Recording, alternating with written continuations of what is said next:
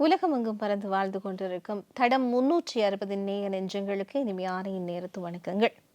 Anton Balasingham அவர்கள் எழுதிய மனிதனை தேடும் மனிதன் அந்த புத்தகத்துல இருந்து தொடர்களாக நாம் பார்த்து கொண்டிருக்கிறோம். இதுவரைக்கும் 5 பகுதிகளை நாம் பார்த்து விட்டோம். இது 6வது பகுதியாக இருக்கிறது. இதுவரைக்குமே நாம் பார்த்த பகுதிகளை நாம் சுருக்கமாக பார்த்தோம் அப்படின்னு சொன்னால், குறிப்பாக தலைவர் அவர்கள் எம்ஜிஆரை எப்படி சந்திக்கிறார், அந்த சந்திப்பு அப்படி என்பது, அந்த வரலாற்று நிகழ்வு என்பது எவ்வாறெல்லாம் நடக்கிறது, எம்ஜிஆர் ஏன் இந்த எல்லா குழுக்களும் இருந்தாலும் கூட இந்த விடுதலை புலிகள் அப்படின்னு சொல்லப்படுகின்ற இந்த குழு மீது அவ்வளவு நம்பிக்கை வைத்திருக்கிறார், அவர் ஏன் அவ்வளவு பணத்தை அள்ளி கொடுக்கிறார், முதல் கொடுக்கப்பட்ட 2 கோடி அந்த பணம் எப்படி எப்படி பாதாள அறைக்குள்ள இருந்தெல்லாம் கொடுக்கப்பட்டது அப்படி என்பது இந்த சுவாரஸ்யமான பல வரலாற்று விடயங்களை நாம் பார்த்திருந்தோம். அது மட்டும் இல்லாமல் அதை தொடர்ந்து எம்ஜிஆர் அவர்கள் புலிகளுக்கு என்னவெல்லாம் கொடுத்தார் அப்படின்ற ஒரு விஷயமும், என்னவெல்லாம் செய்தார் அப்படின்ற ஒரு விஷயம், இப்படி பல பகுதிகளாக பார்த்து கொண்டிருக்கிறோம். அதற்கு பிறகு தமிழகத்தில் மாற்று குழுக்கள், அதாவது புலிகள் அல்லாத குழுக்கள் என்ன மாதிரியான கைங்கரியங்கள் எல்லாம் செய்து இங்கு என்ன மாதிரியான சட்ட சிக்கல்களை எல்லாம் ஏற்படுத்தி இருந்தது என்பது வரைக்கும் பார்த்திருந்தோம். இதன் தொடர்ச்சியாக தலைவர் அவர்கள், அதாவது தமிழினத்தின் தேசிய தலைவர்கள் அவர்கள் தமிழகத்திலே சிறை வைக்கப்படுகிறார். எப்படி சிறை வைக்கப்படுகிறார்? வீட்டு காவல்ல வைக்கப்படுகிறார். இதற்கு பிறகு என்ன நடக்க போகிறது, என்ன நடந்தது என்பதை இந்த காணொளியில், அதாவது இந்த பகுதியில் நாம் பார்க்க இருக்கின்றோம். தொடர்ந்தும் இந்த புத்தகத்தில் எப்படி அன்டன் பாலசிங்கம் இந்த சம்பவத்தை குறிப்பிடுகிறார், எழுதுகிறார் அப்படி என்று சொல்லி பார்த்தோம் அப்படின்னு சொன்னால், தலைவர் பிரபாகரன் மிகவும் கொதிப்படைந்தார். எதற்காக என்று சொன்னால், வீட்டுக்காவலில் அவர் வைக்கப்பட்டிருந்தார் இல்லையா, அதற்காக. ஒரு குற்றவாளி போல் காவல்துறையினரால் கைதாகி காவல் நிலையத்தில் தடுத்து வைக்கப்பட்டு அவமானப்படுத்தப்பட்டதை அவரால் ஜீரணிக்க முடியவில்லை.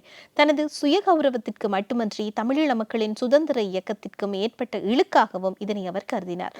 தமிழ்நாட்டில் ஏனைய அமைப்புகள் புரியும் குற்றச் செயல்களுக்கு, அடாவடித்தனங்களுக்கும் விடுதலை புலிகள் இயக்கம் தண்டிக்கப்பட்டதை அவரால் பொறுத்து கொள்ள முடியவில்லை. இந்த சம்பவத்தை அடுத்து தமிழ்நாடு அரசு மீது அவர் வைத்திருந்த நம்பிக்கை இடிந்து போனது.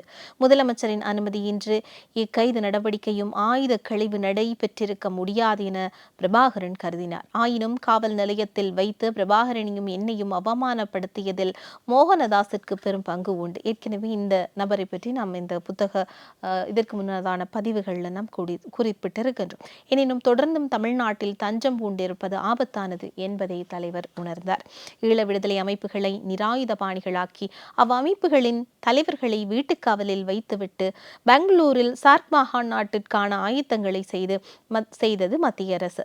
சார்க் மாநாட்டிற்கு ஜனாதிபதி ஜெயவர்தனா வருகை தர இருப்பதால் பெங்களூரில் வைத்து இலங்கையின் இனப்பிரச்சினைக்கு தீர்வு காணும் ஒரு முயற்சியை மேற்கொள்வதற்கு ராஜீவ் காந்தி விரும்பினார்.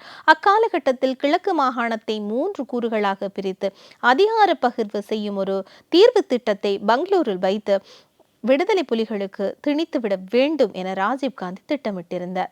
பெங்களூர் மாநாட்டிற்கு ஒரு சில தினங்களுக்கு முன்பாக தலைவர் பிரபாகரனுக்கும் எனக்கும் போடப்பட்டிருந்த வீட்டுக்காவல் திடீரென நீக்கப்பட்டது. நவம்பர் 16ஆம் திகதி இரவு பிரபாகரனும் நானும் சென்னை விமான நிலையத்திற்கு அழைத்துச் செல்லப்பட்டு அங்கிருந்து ஒரு விமானப்படை விமானத்தில் பெங்களூர் கொண்டு செல்லப்பட்டோம். பெங்களூரில் உள்ள ராஜ்பவனுக்கு நாம் போய் சேர இரவு 10 மணி ஆகிவிட்டது. வீட்டுக்காவலில் வைக்கப்பட்டிருந்த தலைவர் அவர்களினுடைய வீட்டுக்காவல் நீக்கப்பட்டு இவர்கள் இருவரும், அதாவது தலைவரும் அன்டன் பாலசிங்கம் அவர்களும் பெங்களூர் விமான நிலையத்துக்கு அழைத்து செல்லப்படுகிறார்கள். ஒரு இராணுவ தள விமான நிலையத்தில் இருந்துதான் அவர்கள் அழைத்து செல்லப்படுகிறார்கள். அங்கு எம்மை சந்திப்பதற்காக இந்திய அரசாங்கத்தின் பிரமுகர்கள் பலர் காத்திருந்தார்கள். அமைச்சர் நட்வர்ட் சிங், வெளிவிவகார செயலாளர் வெங்கடேஸ்வரன், இலங்கைக்கான இந்திய தூதுவர் திரு JN தீக்ஷித், வெளிவிவகார அமைச்சர் சேர்ந்த குல்தீப் சஹாதேவ் மற்றும் இந்திய புலனாய்வு உயர் அதிகாரிகள் ஆகியோர் அங்கிருந்தார்கள். நாம் அங்கு சென்றதுமே முதலில் எம்மை வரவேற்ற திரு தீக்ஷித், நாம் எதற்காக அழைக்கப்பட்டிருக்கிறோம் என்பதை கூறி கிழக்கு மாகாணத்தை கூறு போடும் தீர்வு திட்டம் பற்றி ஒரு விளக்கம் தந்தார். ஏற்கனவே அவமானப்பட்டு நொந்து போயிருந்த எமக்கு ஏற்க முடியாத ஒரு தீர்வு திட்டத்தை இந்திய தூதுவர் திணிக்க முயன்றது கடும் சினத்தை ஏற்படுத்தி இருந்தது. கடுமையான தொழில் ஒரே வசனத்தில் பதிலளித்தார் பிரபாகரன். தமிழர் தாயகத்தை பிரிக்கவும் முடியாது, பிரிக்கவும் விடமாட்டோம் என்று அடித்து சொன்னார். கிழக்கு மாகாண வரைபடத்தை சுட்டிக்காட்டி விளக்கங்கள் கூறி ஏதோவெல்லாம் அலம்பிக் கொண்டிருந்தார் தீக்ஷித். எதிலுமே அக்கறை காட்டாது, பதிலும் கூறாது இறுக்கமாக மௌனம் சாதித்தார் பிரபா. இறுதியில் நான் குறுக்கிட்டு எமது இயக்கத்தின் நிலைப்பாட்டை ரத்தின சுருக்கமாக சொல்லிவிட்டார் திரு பிரபாகரன். தமிழர் தாயகத்தை கூறு போடும் எந்த திட்டத்தையும் நாம் ஏற்கப் போவதில்லை, இது பற்றி கதைத்து பயனில்லை என்றேன். என்னையும் பிரபாவையும் முறைத்து பார்த்துவிட்டு அங்கிருந்து சென்றார் தீட்சித். இந்திய தூதுவரின் முயற்சி தோல்வியில் முடிந்ததும் அடுத்ததாக திரு வெங்கடேஸ்வரனை களத்தில் இறக்கினார்கள். ராஜீவ்காந்தியின் நிர்வாகத்தில் உள்ள ஒரு முக்கிய தமிழ் அதிகாரி என்பதால் அவர் மூலம் ஏதாவது சாதிக்கலாம் என எண்ணினார்கள் போலும். திரு வெங்கடேஸ்வரன் மிகவும் அன்பாகவும் பண்பாகவும் கதைத்தார். எனது நிலைப்பாட்டை இந்திய தூதுவர் தமக்கு எடுத்துரைத்ததாக சொன்னார். ஆயினும் இப்பொழுது முன்வைக்கப்படும் தீர்வு திட்டம் நிரந்தரமானது அன்று என்றும் ஒரு இடைக்கால ஒழுங்கு என்றும் விளக்கினார். இலங்கையின் இனப்பிரச்சினைக்கு வெகு விரைவில் ஒரு தீர்வு காணப்பட வேண்டும் என்பதில் ராஜீவ் ஆர்வமாக இருக்கிறார். இந்த சார்க் மாநாட்டில் ஒரு தீர்வு எட்டப்படுமானால் அது அவருக்கு ஒரு பெரிய அரசியல் ராஜதந்திர வெற்றியாக அமையும் என்றார். இப்படியெல்லாம் கூறிவிட்டு எமது நிலைப்பாட்டை மறுபரிசீலனை செய்யுமாறு கேட்டார். பிரபாகரனுக்கு கோபம் வந்துவிட்டது. ராஜீவ்காந்தியை திருப்திப்படுத்துவதற்காக எமது விடுதலை போராட்டத்தை விற்கவா சொல்கிறீர்கள் என்று கேட்டார். இந்த வசனங்கள் போல்டு செய்யப்பட்டிருக்கிறது. ராஜீவ்காந்தியை திருப்திப்படுத்துவதற்காக எமது விடுதலை போராட்டத்தை விற்கவா சொல்கிறீர்கள் என்று தலைவன் என்று கேட்டிருக்கிறார் என்று கடித்து சொன்னார். வெங்கடேஸ்வரன் மலைத்து போனார்.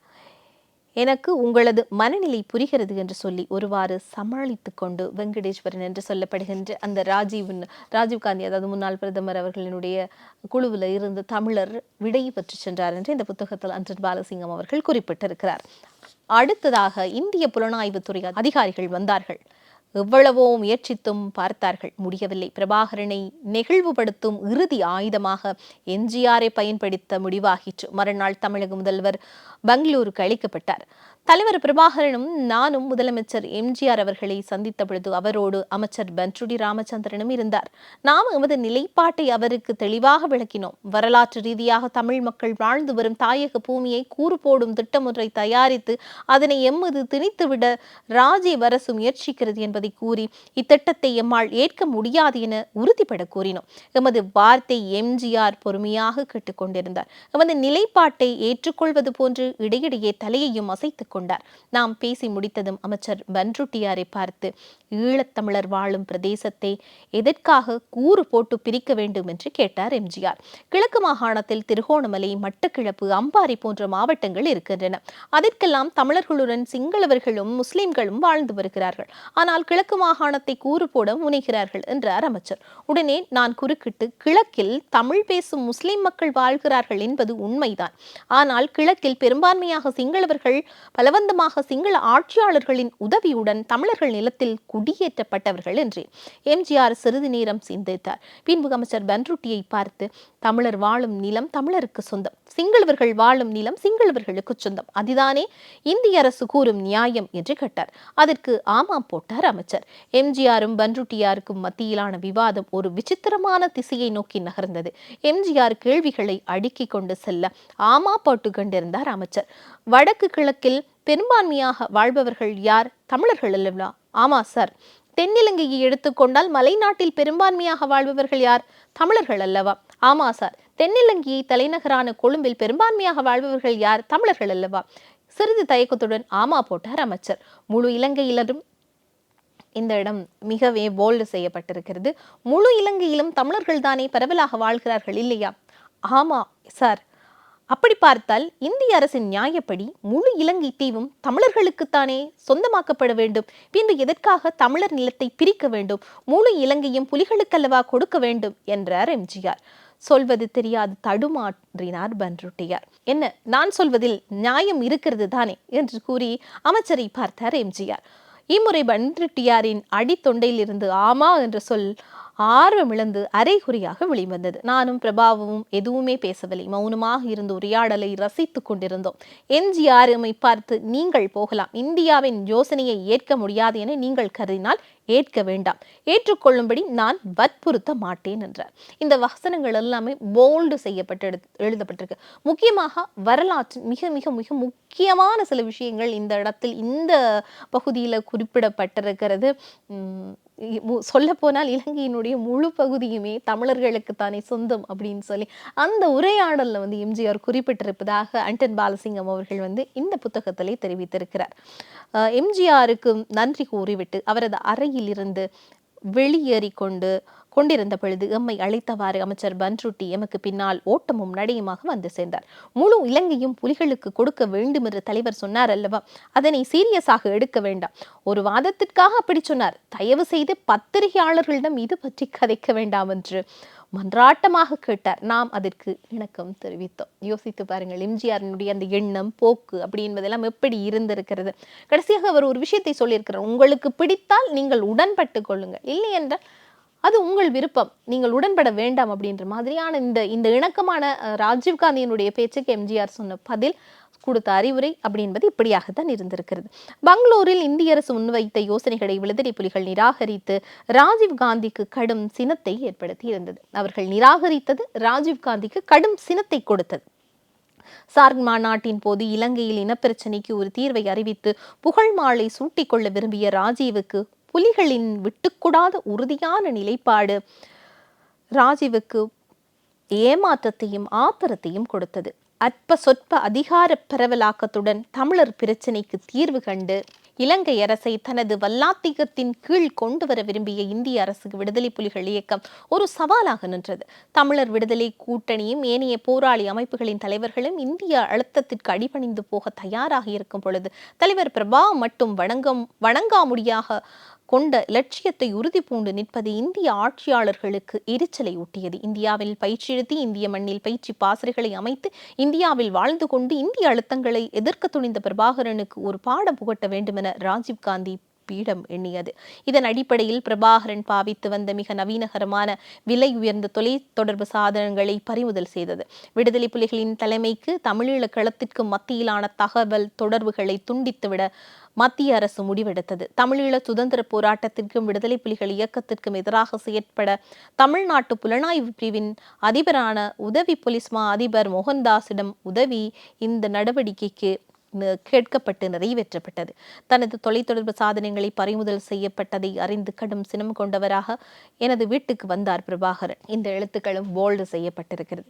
தலைவர் இப்படி சொல்லுகிறாரா, நரம்பு மையத்தில் கை வைத்து விட்டார்கள், இதனை அனுமதிக்க முடியாது, எப்படியாவது இந்த கருவிகளை திருப்பி பெற வேண்டும் என்றார். தமிழீழ களத்துடனும் அனைத்து கிளைகளுடனும் திடீரென தொடர்பு துண்டிக்கப்பட்டமை பிரபாகரனுக்கு ஆத்திரத்தை மூட்டியதுடன் இந்தியா மீதுள்ள நம்பிக்கையையும் முற்றாக தகர்த்தது. முதலமைச்சர் எம்ஜிஆர் மீதும் அவருக்கு கோபம். முதல்வரின் அனுமதியின்றி தமிழ்நாட்டு காவல்துறை இந்த நடவடிக்கைகளை எடுக்க முடியாது என அவர் கருதினார்.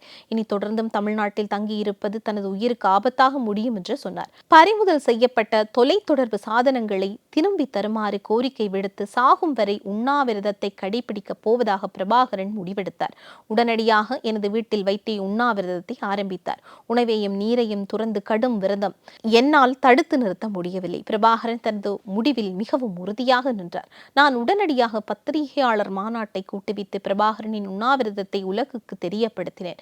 மறுநாள் காலை பிரபாகரனின் உண்ணாவிரத போராட்டத்திற்கு முக்கியத்துவம் கொடுத்து தமிழ்நாட்டு ஊடகங்கள் செய்திகளை பிரசுரித்தன.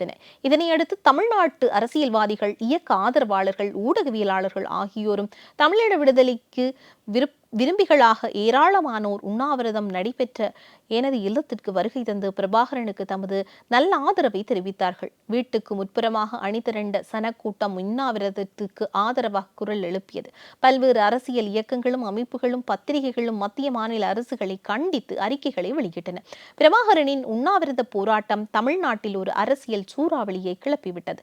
முதலமைச்சர் எம்ஜிஆர் அவர்கள் அப்பொழுது சேலத்தில் இருந்தார். பிரபாகரனின் உண்ணாவிரத போராட்டம் தமிழ்நாட்டில் ஒரு அரசியல் கொந்தளிப்பை உருவாக்கியுள்ளதை அறிந்து மிகவும் கலங்கி போனார். விடுதலை புலிகளின் தொலைத்தொடர்பு கருவிகள் பறிமுதல் செய்யப்பட்ட விவகாரம் தமக்கு தெரியாது என அறிக்கை வெளியிட்டார். புதுடில்லி மீது பழியை சுமத்தினார். பதிலுக்கு மத்திய அரசு தமிழ்நாட்டு அரசு மீது குற்றம் சுமத்தியது. ஈழ மக்களின் விடுதலை போராட்டம் தமிழ்நாட்டில் மிகவும் பிரபல்யம் பெற்றிருந்த காலகட்டம் அது. சிங்கள அரசு ஒடுக்குமுறையில் இருந்து ஈழத்தமிழர்கள் விடுதலை பெற வேண்டும் என்பதில் தமிழ்நாட்டு மக்கள் பெரும் ஆர்வமும் அக்கறையும் கொண்டிருந்தார்கள். விடுதலை புலிகளின் சுதந்திர வீரர்களாக மதிக்கப்பட்டார்கள். தலைவர் பிரபாகரன் ஒரு வரலாற்று நாயகனாக போற்றப்பட்டார். அப்படிப்பட்ட ஒரு மாபெரும் வீரன் தமிழ்நாட்டு அரசிடம் நீதி கேட்டு மகாத்மா காந்தியின் அகிம்சை வழியில் சாகும் வரை உண்ணாவிரதத்தை கடைபிடித்து வருவதனை அறிந்து தமிழ்நாட்டு மக்கள் கொதிப்படைந்தார்கள். எம்ஜிஆரின் நிர்வாகம் மீதும் குறிப்பாக தமிழ்நாட்டு காவல்துறை மீதும் வெறுப்புணர்வு பரவத் தொடங்கியது. உண்ணாவிரதம் நீடித்து பிரபாகரனுக்கு ஏதாவது ஆபத்து நேர்ந்தால் அதனால் அரசியல் விளைவுகள் படுபாதகமாக அமையும் என எம்ஜிஆர் பயந்தார். பிரபாவின் சாகும் வரை உண்ணாவிரதத்தின் 2வது நாள் முதலமைச்சரிடமிருந்து எனக்கு ஒரு அவசர தகவல் வந்தது. உடனடியாக தம்முடன் தொலைபேசியில் தொடர்பு கொள்ளுமாறு கேட்டிருந்தார் எம்ஜிஆர். எனது வீட்டிற்கு அருகில் உள்ள எமது அரசியல் செயலகத்துக்கு சென்று எம்ஜிஆருடன் தொலைபேசியில் கதைத்தேன். முதலில் பிரபாவின் உடல்நிலை பற்றி மிகவும் பரிவோடு விசாரித்தார். மிகவும் சோர்ந்து போய் இருக்கிறார் என்றும் உண்ணாவிரதம் நீடித்து சென்றால் உடல்நிலை மோசமடையும் என்றும் சொன்னேன். முதலில் உண்ணாவிரதத்தை நிறுத்துமாறு பிரபாகரனுக்கு ஆலோசனை வழங்கும்படி என்னை கேட்டுக்கொண்டார். தாம் சென்னைக்கு திரும்பியதும் எம்மை நேரில் சந்தித்து பிரச்சனை பற்றி பேசுவதாக சொன்னார். பிரபாகரன் ஒரு முடிவு எடுத்தால் அதிலிருந்து பின்வாங்க மாட்டார் என்பதை முதல்வருக்கு தெளிவாக விளக்கினார். அன்றைய காலகட்டத்தில் இது 80களினுடைய தொடக்கம். அன்றே தலைவரை பற்றி ஆண்டன் பாலசிங்கம் ஐயா அவர்கள் இப்படித்தான் எழுதுகிறார். பிரபாகரன் ஒரு முடிவு எடுத்தால் அதிலிருந்து பின்வாங்க மாட்டார் என்பதை எம்ஜிஆர் அவர்களுக்கே அவர் தெரிவித்திருக்கிறார். தமிழ்நாட்டு அரசு தனக்கு அநீதி இழைத்து விட்டதாக பிரபாகரன் கருதுகிறார். தொலைத்தொடர்பு கருவிகளை பறித்து தாயக களத்து போராளிகளுடன் தொடர்பை துண்டித்து மிகவும் பாரதூரமான பழிவாங்கும் நடவடிக்கையை எண்ணி அவர் மிகவும் வேதனை அடைந்திருக்கிறார். தொலைத்தொடர்பு சாதனங்கள் திருப்பி பட்டாலன்றி அவர் உண்ணாவிரதத்தை கைவிடப் போவதில்லை என்று கூறினேன். முதலமைச்சர் சிறிது நேரம் மௌனம் சாதித்தார். ஏதோ ஆழமாக சிந்தித்தது போல் தெரிந்தது. காவல்துறையினுடன் கலந்தாலோசித்துவிட்டு மீண்டும் தொடர்பு கொள்வதாக சொன்னார். எம்ஜிஆருடன் கதைத்த விவரத்தை பிரபாகரனுக்கு எடுத்து கூறினேன். முதலமைச்சரின் பதிலுக்காக காத்திருந்தோம். சில மணி நேரத்துக்கு பின் தன்னுடன் தொடர்பு கொள்ளுமாறு எம்ஜிஆர் தகவல் அனுப்பியிருந்தார். உங்களது தொலைத்தொடர்பு சாதனங்களை உங்களிடம் திருப்பி ஒப்படைக்குமாறு நான் காவல்துறையினரை பணித்திருக்கிறேன். ஒரு சில தினங்களுக்குள் அவற்றை திருப்பி தருவார்கள். உடனடியாக தம்பி பிரபாகரனை உண்ணாவிரதத்தை கைவிடுமாறு சொல்லுங்கள் என்று கேட்டுக்கொண்டார். நான் அவருக்கு நன்றி தெரிவித்துவிட்டு பிரபாகரனிடம் சென்று தகவலை அறிவித்தேன். எம்ஜிஆர் அளித்த வாக்குறுதி பிரபாகரனை திருப்திப்படுத்தவில்லை. தமிழ்நாட்டு காவல்துறையினரை, குறிப்பாக மோகன்தாஸை அவர் நம்ப தயாராக இல்லை. உண்ணாவிரதத்தை கைவிட்டதற்கு அப்புறம் தொலைத்தொடர்பு சாதனங்களை காவல்துறையினர் திருப்பி ஒப்படைக்க மறுத்தால் என்ன செய்வது என கேள்வி எழுப்பினார். பிரபாகரனது வார்த்தையில் ஒரு நியாயப்பாடு இருப்பதாக எனக்கு தோன்றியது. எனது தொலைத்தொடர்பு சாதனங்களை நேரடியாக என்னிடம் திருப்பி ஒப்படைக்கப்படும் வரை உண்ணாவிரதத்தை நான் கைவிடப் போவதில்லை. இதனை முதலமைச்சரிடம் சொல்லுங்கள் என்றார். மீண்டும் எம்ஜிஆருடன் தொலைபேசியில் தொடர்பு கொண்டு பிரபாகரனின் நிலைப்பாட்டை எடுத்து விளக்கினேன். எம்ஜிஆருக்கு நிலைமை புரிந்தது. தமிழக காவல்துறையினர் மீது பிரபாகரன் கசப்புணர்வுடன் இந்த காரணத்தையும் அவரால் உணர்ந்து கொள்ள முடிந்தது. பிரபாகரன் விரும்பியபடியே செய்கிறேன் என்றார். அன்று மாலை பறிமுதல் செய்யப்பட்ட தகவல் தொடர்பு சாதனங்கள் அனைத்தும் திருப்பி ஒப்படைக்கப்பட்டன. இந்த சாதனங்களை எனது வீட்டுக்குள் சுமந்து வந்த தமிழக காவல்துறை அதிகாரிகள் அவற்றை பிரபாகரன் முன்பாக வைத்தார்கள். மிகவும் சோர்ந்து போயிருந்த பிரபாகரனது முகத்தில் லேசான ஒரு புன்னகை மலர்ந்தது. பிரபாகரனது 48 மணி நேர உண்ணாவிரதம் முடிவுக்கு வந்தது. திராவிட கழக தலைவர் வீரமணி அவர்கள் பழச்சாறு ஊட்ட அங்கு இருந்த பெருந்திரளான ஆதரவாளர்கள், போராளிகள், பத்திரிகையாளர்கள் மகிழ்ச்சி ஆரவாரம் தெரிவிக்க அந்த வரலாற்று நிகழ்வு முடிவுக்கு வந்தது. நோன்பினுடைய அந்த மிகப்பெரிய தியாகத்தினுடைய முதல் படி அப்படின்னு சொல்லலாம். தலைவர் அவர்கள்தான் புலிகள் இயக்கத்தினுடைய இந்த உண்ணாவிரதம் அப்படின்ற அந்த மரபை 80களினுடைய தொடக்கத்துல அவர்தான் ஆரம்பித்து வைத்திருக்கிறார் அப்படின்ற ஒரு மிகப்பெரிய வரலாறு அப்படி என்பது இந்த காணொளியில் உங்களுக்காக தரப்பட்டிருக்கிறது. தடம் எப்போதும் நமது வரலாறுகளை சுமந்து பயணிக்கும். நம் தடங்களை உங்களுக்கு எப்போதுமே காண்பிக்கும் என்பதில் உங்களுக்கு இப்போது நம்பிக்கை இருக்கும் அப்படின்னு சொல்லி நினைக்கிறேன். தொடர்ந்தும் இந்த பகுதியினுடைய நிறைவு பகுதியை நான் அடுத்த காணொளியில் உங்களுக்கு தருகிறேன். இதுவரை நேரமும் இந்த வரலாற்று சம்பவத்தை உங்களோடு பகிர்ந்து கொள்வதற்கான ஒரு மிகப்பெரிய வாய்ப்பை கொடுத்த இந்த பிரபஞ்சத்துக்கு இந்த இடத்தில் நன்றி சொல்லிக்கொண்டு உங்களிடமிருந்து விடைபெறுகிறேன். நன்றி, வணக்கம்.